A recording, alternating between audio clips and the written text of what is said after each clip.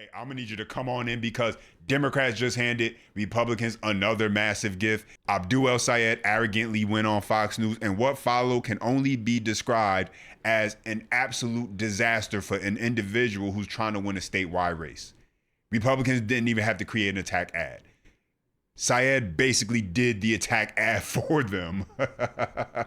And the timing is brutal, considering the fact that you already have Democrats in Michigan who are openly saying that they are crossing party lines and campaigning and endorsing Mike Rogers. And this interview just made it worse. And get this, because this is the part that everybody's missing. The interview is not even the full story. The real story that is being exposed is the weakness that Michigan voters were already worried about, that Chuck Schumer was worried about. And I'm going to show you exactly how the polling, the timing, and the reactions all fit together. And so do me a favor, smash that like button if you enjoy the content, subscribe to stay locked in with the future videos.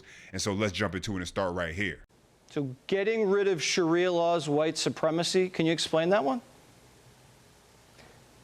Do you know what canon law is? Jesse, I assume you're Christian, right? Yeah, tell me.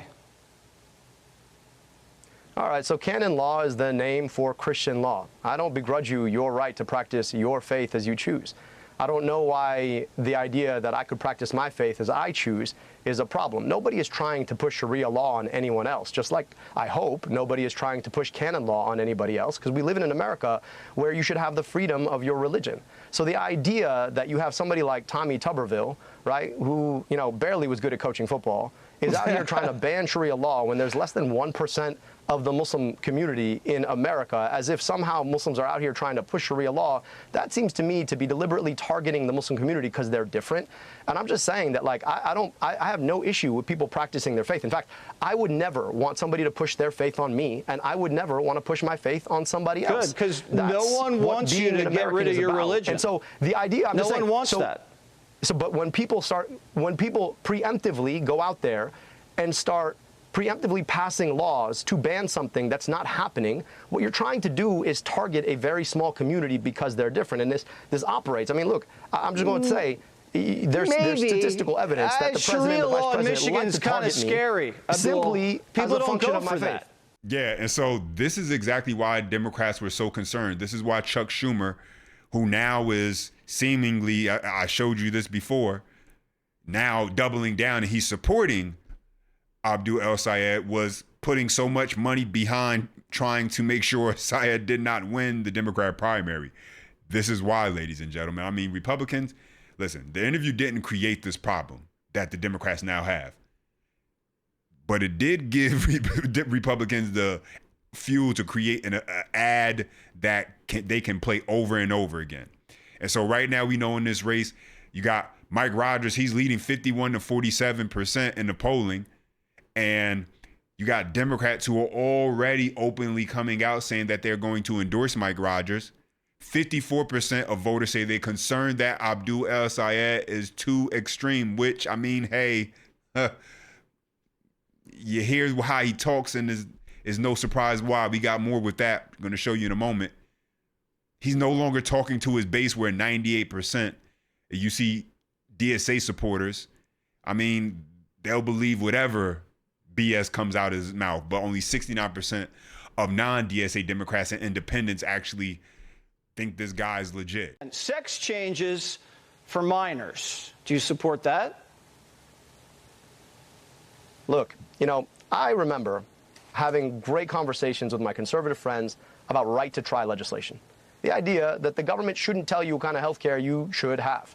I just think the government shouldn't tell you what kind of health care you should have. And if you're a minor, you want to try on kids? Now, if you disagree with that, if you disagree that health care decisions need to be made by a doctor and their parents and a patient, then we think we agree to disagree. But, you know, you want to put government inside so, a Abdul, clinic you're or a doctor, right? Selectively. I am. So you think it's okay for a parent to slash his kid's thing-a-ling off? You think that's okay? I mean, do you really want to have this conversation? Are you circumcised? Yeah, but I mean, that's a Jesse, personal question. Okay, doctor. So you probably should want to move on. Is circumcision's different than castration? I think it's a problem. It's a problem that you think that you get to decide what happens between a parent, a doctor, and a patient. And I'm just saying that, yes, circumcision is surgery on a kid's ding-a-ling. So if you really want to bring that up, you can. I just think you guys are really selective about how you want to talk about these things. Abdul, Michigan's not going for that. That is sick stuff. Boys playing in girls' sports. I'm not advocating anything. I'm just saying. So what about that? So the question, so again, like, Jesse, you have not asked me one time about the issues that people actually care about in Michigan. Clip it and run it, Republicans. Just clip that and run it from now to November. Absolutely disturbing. And just listen to the principle he's using to defend this, folks. He wants the government to defer to parents and doctors on these medical decisions. That's his actual argument.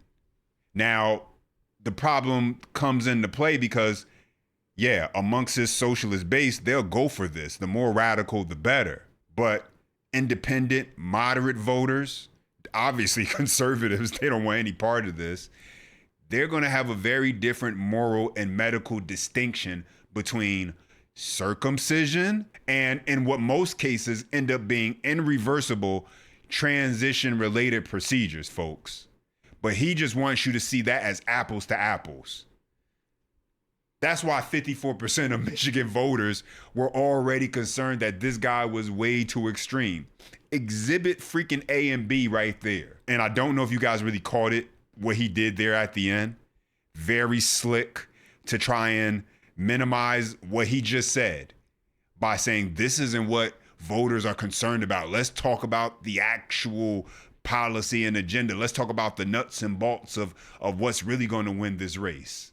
And so they got into that. About losing their health care with their job. Well, give me the total number. Look, while you're out here trying to talk about the broader national budget, I'm a lot more interested in the everyday budgets that Michiganders are thinking about. And that's exactly the budget that Donald Trump and Mike Rogers are blowing up right now. Well, I just don't see why you're so on the side of the billionaires, Jesse, rather than on the side of everyday Michiganders. No, because I don't want you guys to blow the country up. Do you know how much the federal budget is now? No, neither do I. Here's exactly What's the federal budget? You guys want to, right? Pete Hegseth, who used to work answer for the question. your Do you know what the federal budget is? Wanted to raise. No. I just want to talk about this. Look, you want to talk about budgets? I'm happy to do that. The guy who used to work on your channel, I think he was like the 6th host on the 5. He wanted to raise our military budget to $1.5 trillion, and you don't seem to be upset about that. What? So we could fight a war we don't know how to get out of? To raise our gas prices $5 a gallon? That doesn't make sense to me, Jesse. We want to talk about the things that we actually should spend on. To me, that's I have a feeling, Abdul, you don't even know how much money the government spends every year. Do you know? Look, the question, Jesse, to me is, so you don't know. Let me tell you what it is. It's $7 trillion a year. And your plan, Jesse, to take over the healthcare system is $4 trillion. And here's the problem with it. So to exactly your point, I mean, do you know what I'm not very good at math. I don't think you're very good at math either, but go ahead.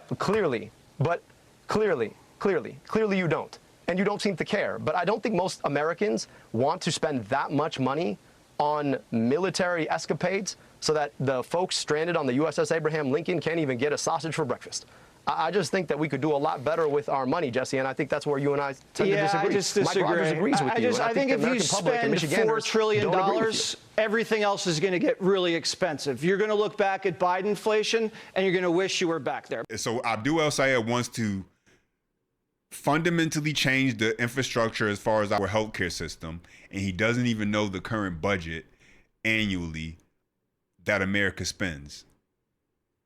That's a problem, folks. A big one. And so let's get into this, because this is the argument that you hear from these radical socialist candidates. They'll try and use the excuse that too much money is being spent on the military, not enough is being spent at home. And they can say that to a viewer who is uneducated and doesn't know. So let's take a look at the numbers. The national defense currently, $893 billion, ladies and gentlemen. Now, when you look at Social Security, that's already $1.5 trillion. Look at programs such as Medicare and Medicaid CHIP. You're talking about another $1.8 trillion. And when you look at programs, social programs like SNAP, housing assistance, as well as some others, you're talking about $397 billion. That's about 4 times the national defense spending. And so even if you add in the 1.5 that he's talking about, which is a future budget increase for 2027, it's not going to get anywhere close to how much we spend. We actually do spend a lot on social programs. The problem isn't how much we spend on these social programs. The problem is how they are actually handled, the guardrails, people exploiting and taking advantage of them, the lack of government oversight depending on, the agency and the state, all these external factors and variables. Good. You also said this, you want to replace the right to bear arms with the right to health care. You don't want to replace the Second Amendment, do you? Well, look, man, I think more people are more worried about whether or not they can see a doctor than whether or not they can have a gun. I'm just going to put that out there. I mean, you're dodging the question. Do you want to replace the Second Amendment? I'm just saying that more people are more concerned about seeing a doctor. If we had a right to health care in this country, they probably wouldn't. And I think that'd be a pretty good thing, don't you? I think you dodged the question. And that's a pretty big one in Michigan. But I'll take it as what you said. You Jesse, said look, Colin Kaepernick. I'm perfectly fine with people. Let me just finish to answer your point. You said I dodged the question. I'm perfectly okay with people having their hunting rifles. It's an important pastime. I've got family that goes hunting every single year. But don't you think we should have a right to health care? Don't you think that'd be a good thing in America? Can we just say that? 75% of the country likes the health care coverage they have. I don't want to screw that up. No, 75% of the country wants guaranteed health care through Medicare for all. So maybe you have your facts. I guess I know you guys do alternative facts over here. I'll give you that. We'll find out in November. But that's a Gallup poll. You might not believe it, but yes, I'm telling you what it is. Yes, personally, the last thing I want to do is be on the hook for somebody else's health care. I'm sorry. I don't want any part of it. Not with the bad habits and the decisions that people make in this country when it comes to their own health, the foods that we choose to eat, the lifestyle that they choose to live. And you want taxpayers to be on the hook for an individual's poor lifestyle choices? No, thank you. I'll pass. Now, I'm not going to put this all on a consumer and get too deep into this because, listen, these government agencies that are meant to protect the buyer, they haven't done their job fully as far as things go, and what they allow these food industries to be able to put in their food when it comes to harming the consumer. But nonetheless, some of this stuff is very basic when it comes down to some individuals just don't even bother eating vegetables. Some individuals just choose to eat junk food all day, nothing but fast food and takeout, things that in 2026, we know are not good for you. And so we could talk about the back of labels and misleading the buyer, but some of this is just, individuals just want to sit there and eat the worst things possible because they don't want to have any self-control. The breaks. You want to soak the rich. Let's listen to what you said about the taxes. Run it. I also think we got to start taxing wealth for people who have over $100 million. At that point, what even are you going to do with more money? What are you going to do with more money? Whatever I want. Jesse, I don't know how much you make. Look, not $1 billion. But I think I'd rather have. Well, yeah, look, so that's exactly it, right? The question ultimately is, do you want to drive on good roads, or would you rather have a billionaire make a second billion? That's what Mike Rogers wants. That's what Donald Trump wants. Apparently, that's what you want. I think the people of Michigan want something different. They want good roads and good schools. So you're saying Beyonce, who just became a billionaire, she has to break you off something every year? She has to pay the politicians? It's not me. It's the American public. You're Beyonce, the one that wants the money. Happy to be able to contribute back to the public schools that she went to. I think she'd be happy to invest in good roads in her community. I think she'd be happy to pay a little bit more so that everybody had a little bit more. You're reaching a little deep into the pockets, to be defending Abdul. Billionaires from your channel, Jesse. That's a crazy thing. I thought you were for. I'm just saying. Look, at the end of the day, I thought you were for the everyday man. If you're for billionaires more than you're for every other person, well, you and I are just going to disagree. No, I just think I have the right to the fruits of my own labor. That's America. It's not communist what you're talking about. No, the problem with it, Jesse, is they try and use this whole tax the rich thing as a way to make themselves sound compassionate towards the working class. The only problem with that is when you ask yourself, how long is it before they then change the definition of who is rich? And they come for the everyday working individual that they say they were fighting for. Syed in the previous video already admitted that, when it comes to this whole government health care, that the middle class, they're going to be the ones who end up getting taxed too. That they're going to have to actually be on the hook. He admitted that. it is going to require taxes. And the question of who pays those taxes is an important question. There's a philosophical debate about how much of those taxes we would ask working Americans to pay. And I fall on the argument that I think it's important that from the political economy perspective, that everybody pays a bit in, because when you look at conservative arguments for Social Security and Medicare, it almost always has to do with the fact that I paid into the system, ergo I take from the system. And I think that is a justification that's worth investing in here. One interview usually doesn't decide a Senate race, but this particular one has provided ample ammunition to the Republican Party, and I'm happy about it.